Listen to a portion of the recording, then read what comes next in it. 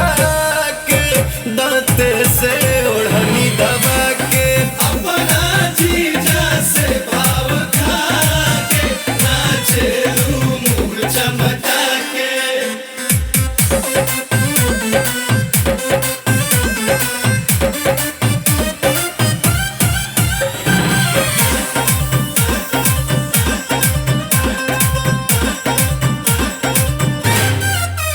बटे तोहरे पे हमर ध्यान से अब हो गइलो तनी हमर कदा कल्याण बताव कहाँ खो गइलो।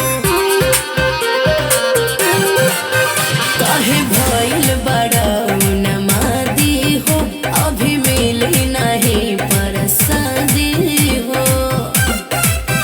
रस गगरी के छलका के पीतर के हीटर देखा के काहे झमकेलू झमका के दांते से ओढ़नी दबा के अपना जीजा से भाव खा के नाचेलू मुंह चमका के।